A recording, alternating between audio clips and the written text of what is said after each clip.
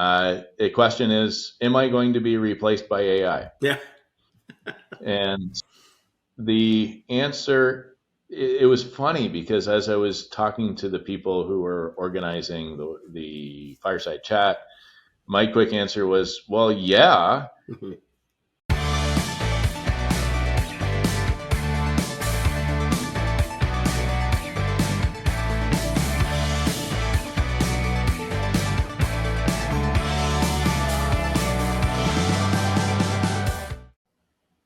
Welcome to the Enterprise Intelligence Podcast with CEO ShinyDocs Jason Cassidy and VP Customer Success Davey Slimman. How are you gentlemen doing on this fine sunny day? Well, at least it's sunny where I am. I hope it's sunny where you guys are too. It is sunny. It is beautiful.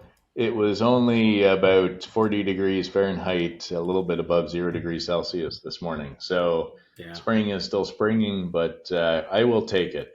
I don't have to shovel anything today. Yeah, same up here in the nation's capital. Daffodils and tulips poking through. Started to see some actual flowering of things, which is always a good sign. Really cold. Like I was out this morning. I try to get out fresh air every morning, get my day started, and it was chilly, but so as you say, sunny. It's good here. So. Yeah, excited to get back together as a group. We didn't meet that long ago, so I'm glad we're back together again quickly.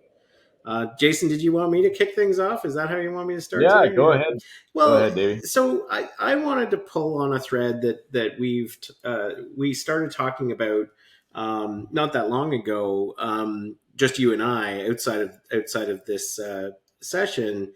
But I think it's one worth pulling on, and I think it leads to interesting places, and it really relates to a lot of the use cases we're seeing with ShinyDocs Pro right now with our customers, and I anticipate it will continue to be true in the certainly months, but probably years ahead, which is related to PII, right? So we talk about, for people that don't know, I know people need another acronym like they need a hole in the head, but for people who don't know what PII is, it's a term that's often thrown around that stands for personally identifiable information.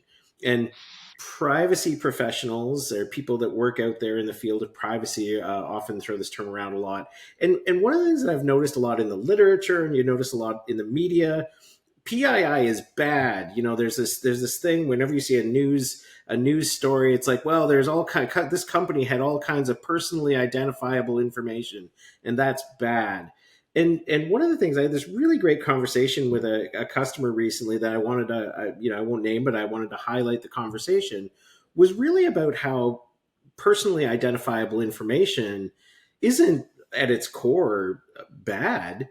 That there are all kinds of absolutely legitimate and valid reasons why any organization of any size would have lots and lots of files and documents that contain personally identifiable information, things like first names and last names and email addresses and phone numbers, and your organization will have all kinds of documents with that kind of stuff in it, and that it'll have all kinds of personally identifiable information of other types, including things like driver's licenses and even potentially things like social insurance numbers or social security numbers. That's all stuff that your organization can have.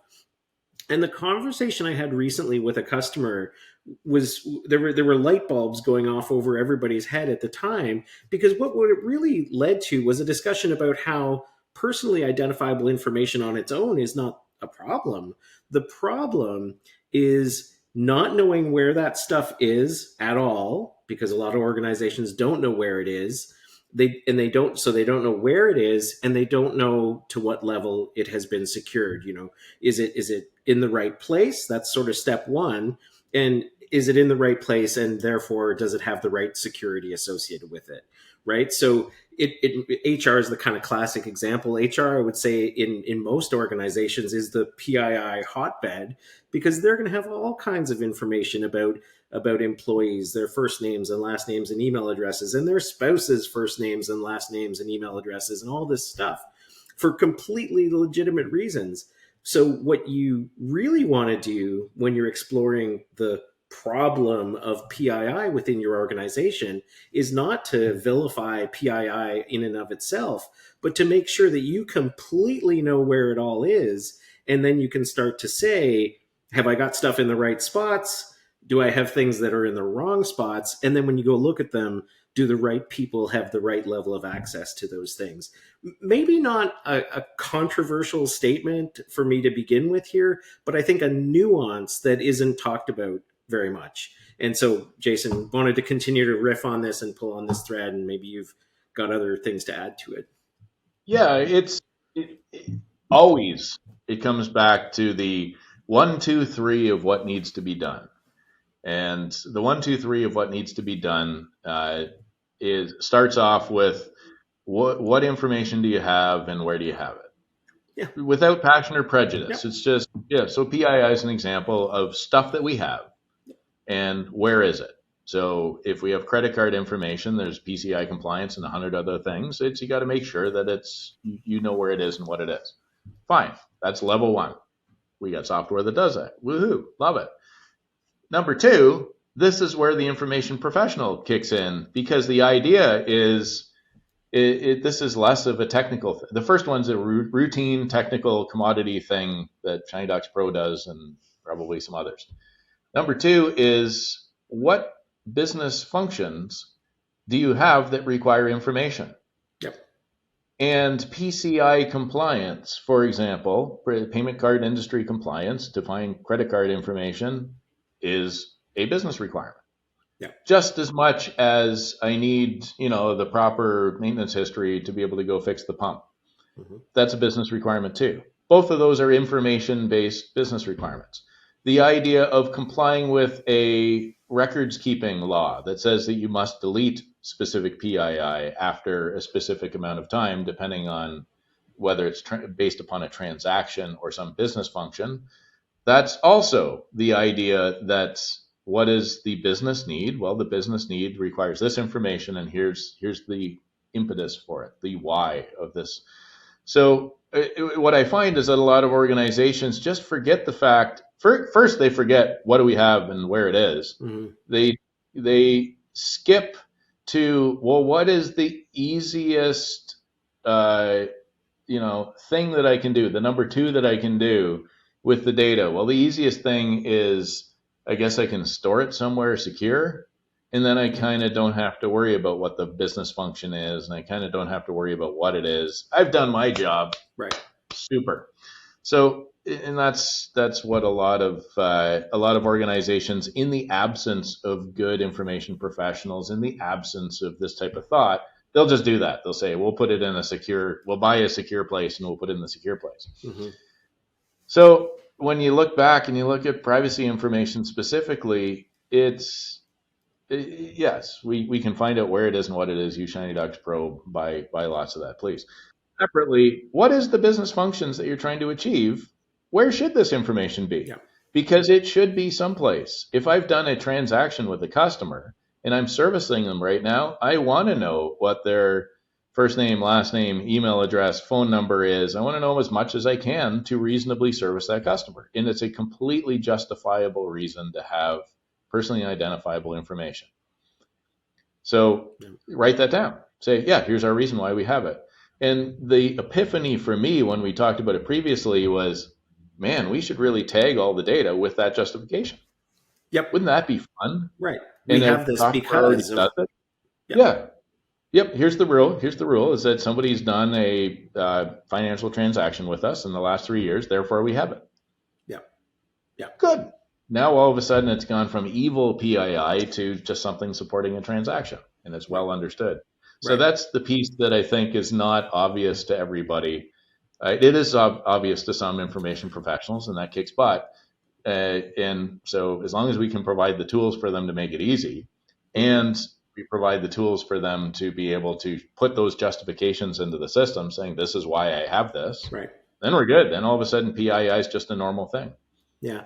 And it's interesting to juxtapose it with Another thing that people use Shiny Docs Pro for all the time, which is to get rid of stuff that they don't need anymore.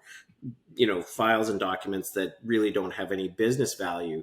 It's not the same thing for PII because you're not particularly focused on deletion or destruction. You're focused on justification. I need to have this PII because this document contains Davey Slimmon's spouse's emergency contact information or whatever, right? So I think that's where it's kind of interesting compared to the I say more traditional, but in some ways the simpler use case, which is I've got a bunch of documents and files that I don't need. I just want to get rid of them and annihilate them from my hard drives.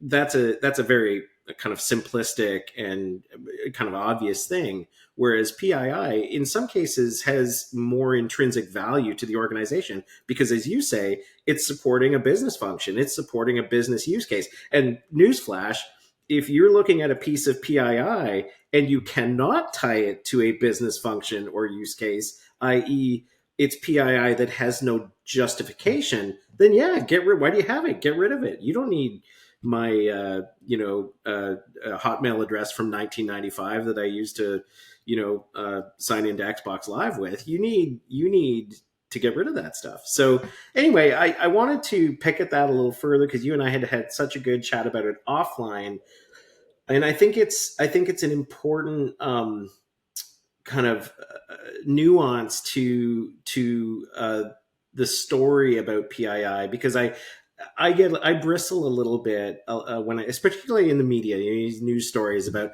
this company is keeping all kinds of personal information about people. It's like, well, yeah, they're doing business. And they need some of that.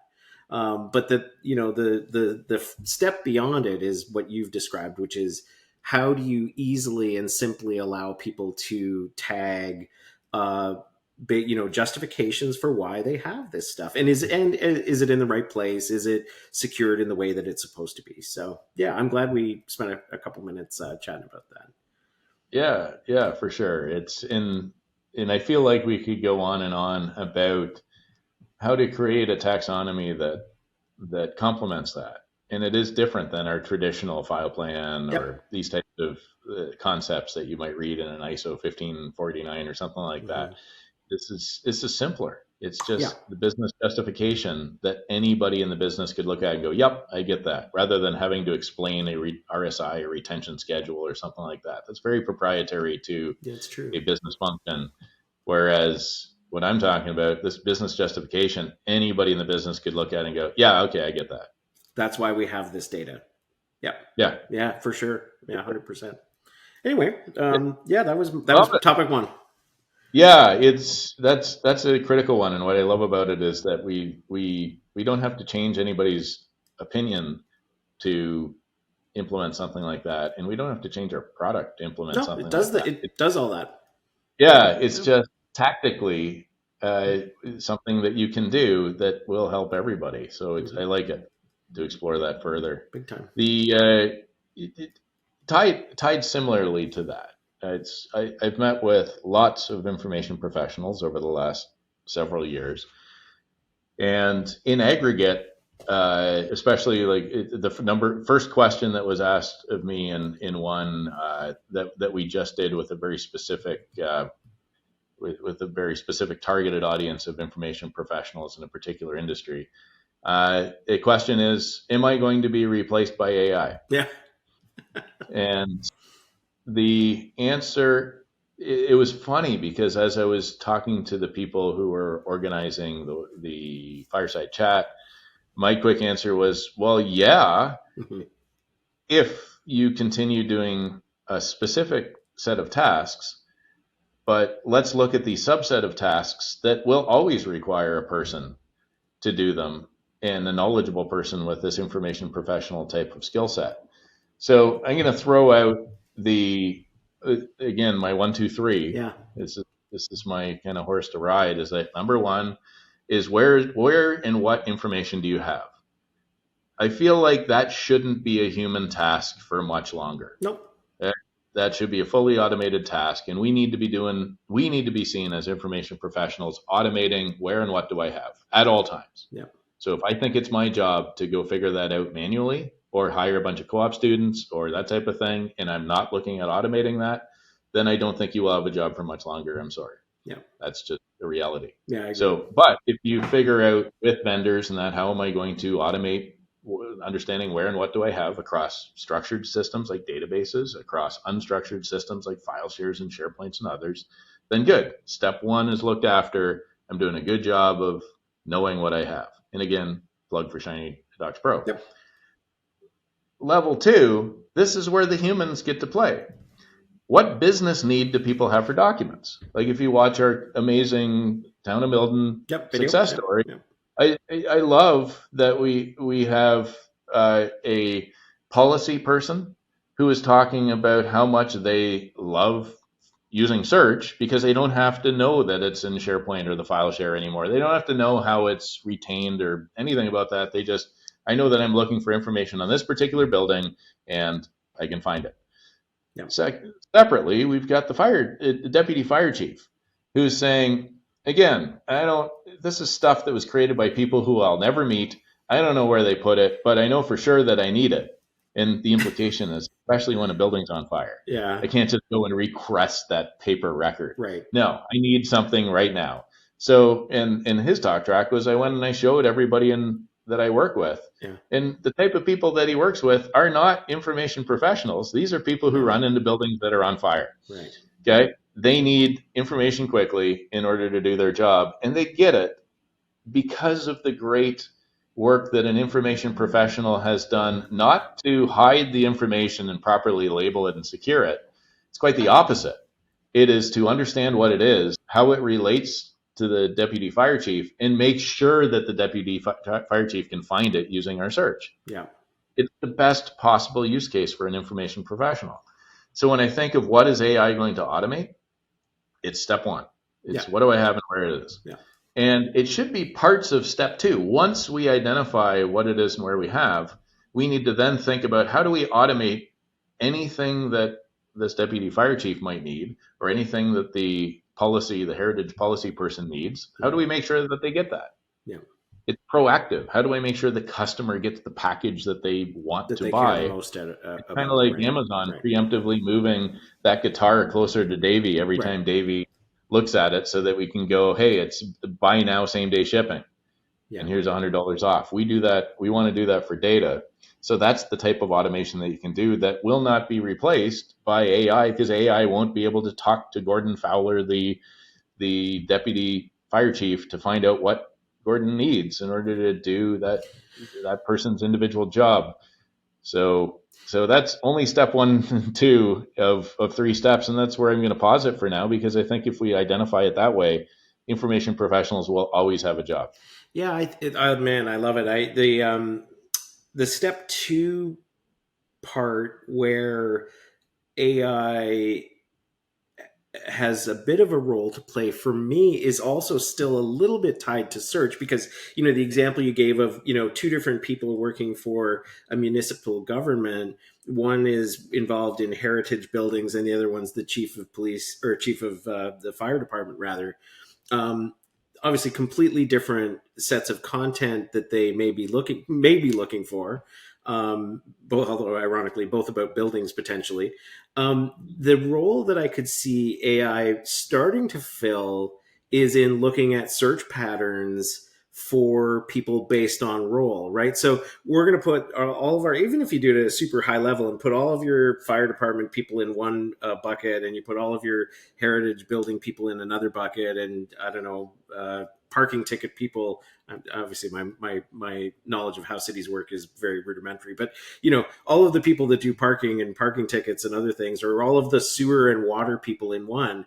What you'll see over time, and what we again already do and have with our search product at Shiny Docs, is an ability to, in aggregate, over periods of time, look at what are people searching for. And so for me, where AI can absolutely start to step in is, because we know who you are when you sign in. Oh, you're the chief of the fire department. As an AI, I'm going to start to say, you might actually probably want to look at this document because all of your other fire department buddies are looking for this same stuff. So the role that AI can fill then is to augment or supplement the findability and ease with which you discover stuff. And that's, again, like, that's not a technology that's 15 years away. That is today. That is right now. So, I Exactly. mean, that's super exciting, Yeah, and it's what you're talking about is tracking user behavior. And that's 100% what step 2 is. It is about there are tasks to be done in your business, and there are business requirements that you have, and proper record keeping is definitely one of them. Mm-hmm. So you lump that in with the deputy fire chief's needs, you lump it in with the policy person's needs, you lump that in with the PCI compliance needs, going back to our privacy conversation. Mm-hmm. These are all justifications for things that are needed from the data. And to me, it all ties together. It's the idea of what's the justification for having this PII? Well, it relates to this transaction. What's the justification for identifying these documents and making them available to the deputy fire chief? Well, this is the type of information that they look for Yep. to support their job. So all these justifications, being really good at the justifications for why we're making stuff available to people, to me, is the information professional job of the future, because the routine idea of labeling the information and recalling the information on somebody else's behalf, a lot of library sciences stuff Yep. from up until today, we know is being automated. And that's great. You know what I mean? Yep. Like, it's just, I don't need to talk to an operator anymore when I make a long distance call. That was done when I was Yep. it's like a teenager, Right. or even earlier. So it's the same thing for information professionals. We're automating some of these basic things so that you don't have to do them anymore. Yeah. And I think that's the question that people are asking. Well, what's left for me to do? And I'm clearly shining a giant light on, this is what's left for you to do. Make sure that people who need your information are getting that information. Yep. Yep. And then automate as much as you can of that. Yeah. Big time. Yeah. Love it. Did you want me to do another topic? Yeah, let's do it. So I think for the first, Steve can correct me if I'm wrong, I think for the first time ever, I've brought the same topic that you brought. Kind of. I think it's an extension of what you were just talking about. So let's call this, if yours was a 2A, mine is going to be a 2B. And it really was related to something I read just the other day from our friends at Gartner. Gartner is obviously a big organization that ruminates on these topics a lot, and they publish a lot of great stuff. And one of the things that I read recently was on the topic of AI in particular. And to be clear, I think they were really focusing on generative AI specifically. So let's narrow it down a little bit. I thought it was very good and astute of them to outwardly communicate where AI/generative AI is highly useful today, somewhat useful today, and hardly useful today. And it was interesting where they landed. And I actually don't disagree. I mean, when they talked about things that are available today and that'll be available imminently within the next 18 to 24 months, highly useful stuff: content generation, conversational user interfaces, knowledge discovery. Great.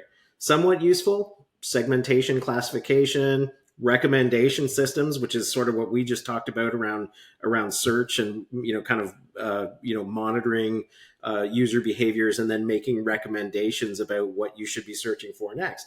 Where Gartner thinks that this is not, or as they describe it, hardly useful today, is in prediction forecasting, planning, and decision intelligence, right? So to build on what you're saying about, is AI going to take my job? Right now, if your job is mainly about raw content creation, maybe. For certain types of things, is it mainly about recommending stuff to people manually, individually? Maybe, because right now those are great targets for AI broadly and generative AI specifically, and including classification, segmentation. But where AI and specifically Gen AI isn't particularly useful at the moment is around prediction, forecasting, and making intelligent decisions about what to do next. So it may be that for the moment at least, AI is not a great fit for you if, if especially in the context of decision intelligence, if the risks associated with your decisions are too high, they're unacceptable because of intellectual property, liability, cybersecurity, all these other things, then maybe that's not a good fit for you. So as I say, I think my second topic is kind of a 2B to yours, but certainly what I found was interesting was this was Gardner coming out and saying, hey, let's maybe pump the brakes a little bit. AI, fantastic. Gen AI, also fantastic. But right now it has a really strong place in certain areas and less strong in others. So Yeah, for sure. Because this is the problem that we have with any new tech is remember blockchain. sure. Remember like all sorts of stuff. It's every new tech has the conversation that it's going to revolutionize whatever, and then eventually it settles into where it's good. Yep. So blockchain, very good at non-repudiation. So if you know what that is, then you go, yeah, it's totally good at that. Right. And if you don't know what it is, then you shrug and go, that's Okay. probably why you don't hear about blockchain anymore. Right. So I'm not even going to bother defining it. Go look it up if you care. No. But the idea of okay, generative AI specifically, the way it works is based upon every time I've seen words before, I think the next word is the one that's supposed to come next. Yep. So if it's never seen an example of success, then it couldn't possibly come up with a successful next word. Mm-hmm. So that's by definition how it works. Now there's general purpose AI, which is something completely different that people are working on that is going to be different. Good. But in the meantime, Gen AI, it's great at give me a synopsis of this or tell me a limerick. Tell me about Davey, only put it in the form of a haiku. And it will do a great job because it knows what a haiku is. It knows something about Davey. So boom, that's what it does. And it's cool. It's awesome. And it can be creative. It's in as much as creativity that it's generating something I've never seen before, but it's doing it based upon the same way your brain works or my brain works. Is like with the inputs that it's got. Before. Yeah, I've seen a lot of this before. I've experienced. I have my current emotional state, and here's what the words I'm going to string together are going to be. Yeah. So for sure, there's that. So knowing this is the trick to answering that question: is AI going to take my job? If you know what we're talking about here, and I suggest please send me an email or Davey an email or Steve an email, and we can talk about it further one-on-one if you'd like. Is you have job security when you go to the areas that are high value, okay? And that is the actual decision support. Yeah. That the deputy fire chief is making life or death decisions, right? Okay, and planning really important things to make sure that people are there. And keep in mind, fire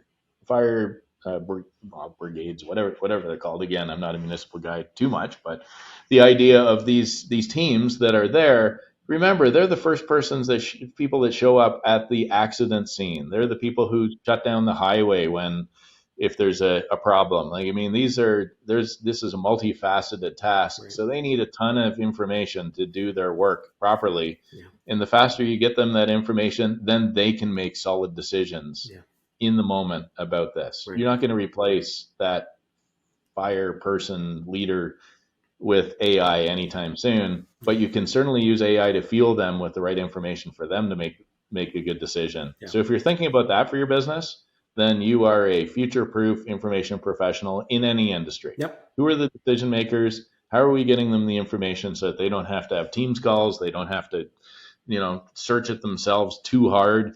That they don't have to know to go, well, I go to SharePoint for this one and I go to the file share for that my one. My login didn't work. I think this is in my email history. Like literally the building's on fire. The highway needs to be shut down right now. It's just give me a 30-second search so that I can get the information and off. Yeah. Can you imagine? I'm going into a 150-year-old building that's burning right now, and I really need to know where the furnace is because it's a human safety issue for anybody who's trapped in the building or the firefighters that are going into that building. Was that document in SharePoint or was that on my file share? I don't remember. come on, like, no, no, no, no, Yeah. no, no, no. That needs to be the schematics and the plans for that building need to be on the fire chief's phone in milliseconds, so that everybody who needs information knows everything they need to know about that building right then and there. And it can't be, geez, I can't remember where I think that was in an email, right? I mean, of course you can't have that, right? Yeah. It was actually the first customers that we had that used this technology when we first developed the technology. And the customer knew we were just developing. This is over 5 years ago. They knew that Yeah. we had an idea based upon the requirement and said, this is how you do it. And they loved it. So we built it for them. And it eventually turned into our search experience. This was oil rigs. Right. And oil rigs are notoriously disconnected when there's storms Yep. and those types of things. They're notoriously disconnected when they're on fire. Yeah. And Funny during that. during emergencies, having the right information is literally life and death Yep. on an oil rig. Yep. So we would actually index the information that they needed to function, especially in emergencies. And then they would fly hard drives, this is back then, with that index out to the oil rig and plug it in. And then over the wire, over these satellite connections that were expensive, we would touch up Yep. the index over time. That's how we crawled that. And it was amazing technology that was extremely robust. It had to work. It just had to work. And because when it's on fire, they need to get this information.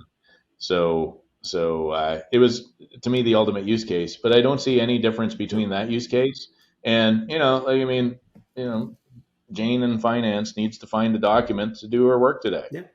Yeah. Don't make her go to 6 different spots and know, oh, well, that one's in my email outbox or whatever. No, just give them something to search so that they can find the information. It's not life or death. I get it, but it's still important. Yeah. And in that sense, what we're talking about here, I know it's a slight departure from the AI thing, is a kind of the real sort of classic tech trickling down. You create this technology for a critically important issue of human safety, and the oil rig example that you gave, right, or the burning building that we were just talking about.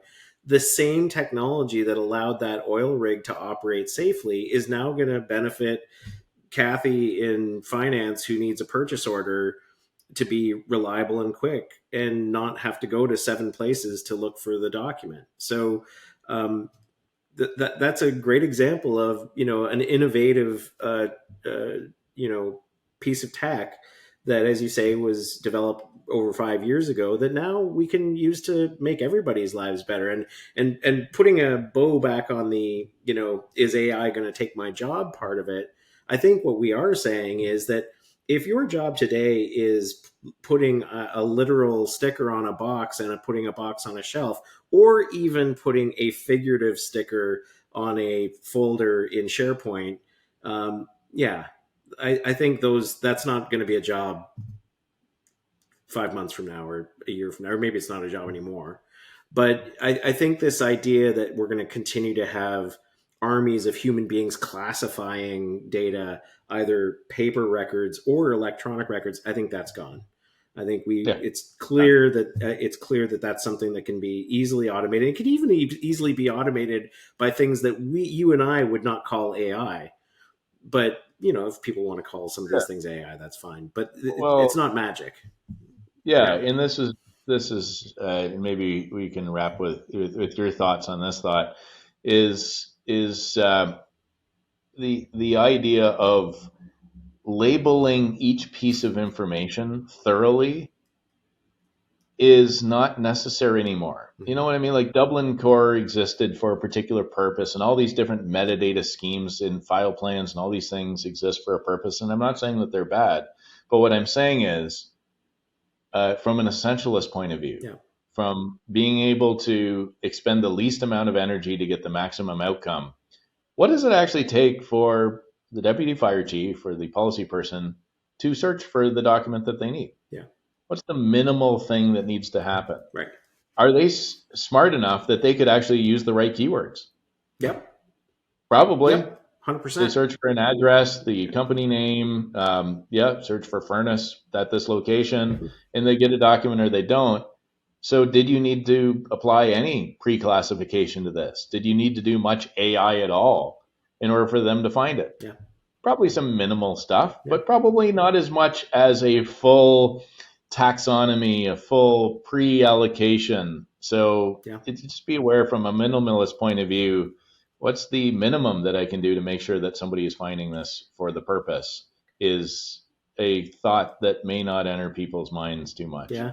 And to wrap it up, particularly when you have a search like we offer, which allows people to not only do their keyword searching that they've always been doing, but to narrow their search in the same way that you would narrow a search for, a TV that you're buying from Television on Best Buy, television classic. on Best Buy, or on something you're buying on Amazon. We've I think openly talked about how the user experience that we've developed is absolutely lifted from the consumer experience. So when you're going to a hardware store online or an electronics store online and you're trying to buy a TV or you're trying to buy a can of paint or something like that, you search, I want paint. Do you want red paint? Yes, red. Check the red box. How much do you want to spend? I want to spend less than $20. Okay, like we've done all of the things that you do in the consumer experience, and we've brought that into the enterprise. And 100% of the users that are presented with our search immediately get it because they know from their own personal consumer experience how to do this stuff. So it's fantastic. How's that? Love it. I know Steve is the ultimate arbiter of whether or not we did well today. That was a good chat. I think it's fantastic, and I mean, you've almost inspired me to have some thoughts also with this topic.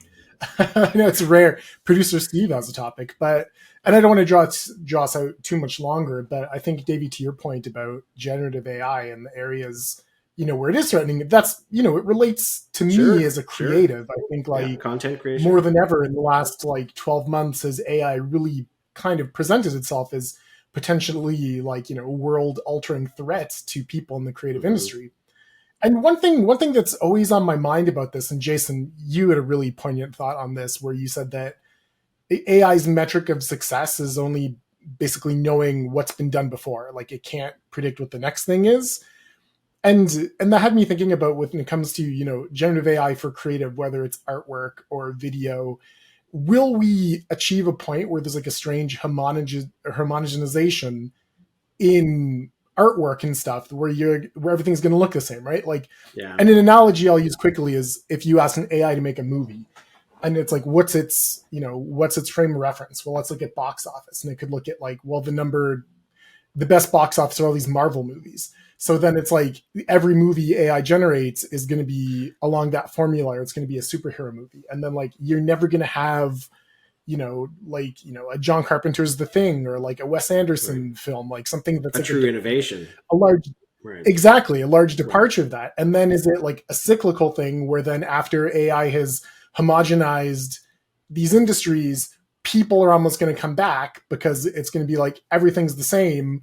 And then there's kind of a renewed appreciation for new ideas and true creativity that maybe AI is yet to be able to capture. Well, it's a good thought. And it is actually a solved problem in both nature and AI, but it doesn't have anything to do with generative AI. Generative AI is one of the randomization techniques for creating the content. The piece that's missing from the conversation is what is pruning the content. So the deep learning, and there's all sorts of there's specific terminology for this inside of the AI space. But I'm just gonna say you need to have negative and positive feedback within the loop that has some rules as to what it means to be a successful movie. Right. So without that feedback loop, then you will just get whatever, and it'll look and it's okay, this is either idiotic or maybe accidentally good. But if you have a feedback loop in there of either humans watching it because they kind of know what they like, or if you could somehow create a rule that a computer could follow that means this is a good movie, then all of a sudden you can start pruning the bad ones from the good ones, and you'll get a good outcome. And in biology, we call this evolution, because every mutation in genetics is random. There are common mutations that happen because chemistry tends to work the same for Steve as it does for Davey, but it either happens for you or it doesn't. And the common mutations that tend to be not pruned, that tend to either be benign or favorable, tend to survive, and the ones that tend to be unfavorable tend to not survive. And without that feedback mechanism inside of your AI generated stuff, you're just going to get, I'm not even going to say it's homogenous. I'm just going to say it'll be whatever it is, good, bad, whatever. It'll be just a bunch of stuff. Mm-hmm. And that's what I'm worried about, is that that's why like 60 to 80% of content on the web right now is now AI generated already. Where's the negative feedback that's going to make sure that we just, destroy every one of those articles that are terrible? I don't think that exists. So unfortunately, it's going to be the homogeny is just going to be low quality, whatever. Well, and I think also from like an enterprise standpoint, it's going to be people like me that are offering that negative feedback, but not necessarily corporations that are going to be receptive to it. Because it can be like, well, your AI generated ads aren't working for these reasons and the artwork is bad for these reasons.